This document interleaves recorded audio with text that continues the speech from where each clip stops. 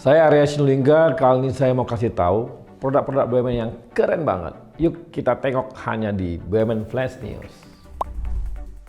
Berita pertama kali ini adalah berita gembira, bagaimana enggak? Karena Garuda berhasil diselamatkan. Langkah-langkah dari Pak Erick Thohir dengan Pak Wamen kita, Pak Kartika, bersama manajemen PT Garuda, dan gak lupa dukungan dari Komisi 6 DPR RI, di mana akhirnya teman-teman Garuda berhasil memenangkan di pengadilan atau di PKPU. Dari 365 kreditur, sebanyak 347 atau 95% menyetujui proposal PKPU yang disusun oleh Garuda. Dengan langkah ini, maka skema-skema yang telah disusun ternyata diterima oleh para kreditur. Dan ini akan membuat Garuda bisa terbang lagi, lebih tinggi, bahkan bisa lebih hebat daripada sebelumnya. Kenapa? Karena dengan langkah ini, maka Garuda akan lebih enteng, baik dari segi pembayaran utang-utang mereka, dari segi waktu, maupun juga dari besarannya. Dan ini adalah langkah besar yang tentunya mendapatkan apresiasi dari berbagai pihak, karena inilah penyelamatan yang sangat besar yang pernah dialami oleh Garuda ataupun BUMN. Kita selalu bicara bahwa UMKM harus go global, go global. Nah, kali ini Kementerian BUMN, dalam hal ini adalah Rumah BUMN, bekerja sama dengan PPI atau Persatuan Pelajar Indonesia, membuat pameran di Turki yang disebut dengan Pasar Senggol atau sering juga disebut dengan Indonesian Culture Festival Market. Nah, UMKM yang diajak oleh Rumah BUMN ini produk dari olahan makanan, kopi, kerajinan, hingga produk fashion. Dan ada yang keren juga, tahu nggak? Beberapa minggu sebelum ada pameran Turki, kami bertemu dengan UMKM di Serang dan kami melihat ada bebek yang menarik hasil olahan UMKM di Serang, dan itu kami bawa ke Turki dan ternyata di sana langsung laris habis. Nah, ini kenapa? Karena yang kita ajak pertama adalah para pelajar Indonesia, kemudian orang-orang Indonesia yang ada di Turki, dan berikutnya baru masyarakat Turki. Dan pameran ini dikunjungi lebih dari 3.500 orang pengunjung yang hadir di Holic Congress Center pada tanggal 5 Juni 2022 yang lalu. Ini membuktikan bahwa produk UMKM kita itu sangat diminati dan mereka sangat tertarik, dan lebih-lebih kami mengutamakan orang-orang Indonesia lebih dulu yang menikmati dan memang kangen dengan produk UMKM.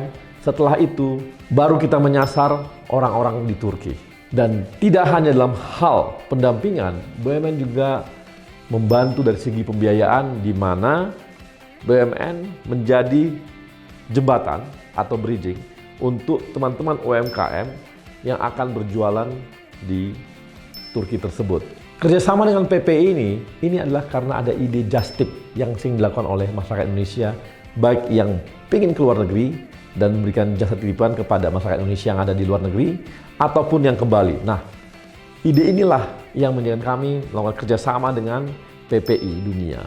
Dan semoga dalam bulan-bulan mendatang, kerjasama antara Rumah BUMN dengan PPI Dunia bisa melaksanakan pameran-pameran UMKM lagi di berbagai negara-negara yang ada di belahan dunia. Dan sekarang kita akan masuk kepada produk BUMN yang keren. Dan kita lihat ternyata pemerintah Sri Lanka tetap mempercayakan Peruri mencetak paspor yang dikeluarkan pemerintah Sri Lanka. Dan inilah kerjasama yang sudah 20 tahun dan totalnya mencapai 10 juta paspor dengan 9 kali penandatanganan kontrak. Dan kali ini kembali lagi Peruri mendapatkan kontrak sebesar 1 juta buku atau buku paspor dengan nilai sekitar 31 miliar rupiah. Dan kontrak ini kerjasama dengan Perum Peruri dengan perusahaan Epic Lanka Nayana Dehigama. Mereka adalah perusahaan yang dipercaya oleh pemerintah Sri Lanka untuk pembuatan paspor Sri Lanka. Kedepan, Peruri akan semakin berkomitmen mengembangkan produk-produk cetakan hybrid berbasis digital untuk menambah value suatu produk melalui peningkatan fitur security serta menjaga kualitas. Jadi, tetap percaya dengan Peruri. Lagi-lagi BUMN kembali lagi merambah pasar dunia, dan kali ini Kimia Farma ekspor pertama ke Nigeria. Ini adalah bentuk pasar reguler di benua Afrika dan pertama kali dilakukan pelepasan ekspor dengan produk multivitamin, antiseptik, dan produk formasi unggulan dengan kualitas memenuhi standar GMP atau Good Manufacturing Practice. Produk tersebut diproduksi oleh Kimia Farma dengan fasilitas modern dan terbesar di Asia Tenggara.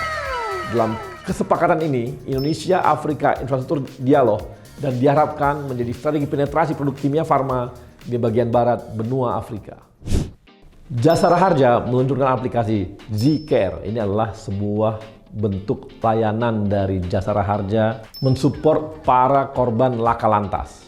Dengan aplikasi ini, mereka bisa mendapatkan informasi dan daftar obat, spesifikasi alat kesehatan, pengadaan kebutuhan rumah sakit, penjualan maupun klaim, hingga standar biaya jasa dokter dan jasa perawatan. Dengan langkah ini, maka para korban laka bisa memanfaatkan bahkan lebih efektif dan efisien untuk proses penyelesaian biaya perawatan ke rumah sakit, sehingga dapat meningkatkan level penanganan dan klaim korban dari laka lantas dalam proses pelayanan di rumah sakit. Hebatnya, penggunaan Z-Care ini telah diterapkan di 2.437 rumah sakit di seluruh Indonesia secara bertahap mulai 1 Juli 2022. Ini adalah langkah transformasi Jasara Harja dalam penguatan sistem tata kelola pelayanan berbasis analisis data digital.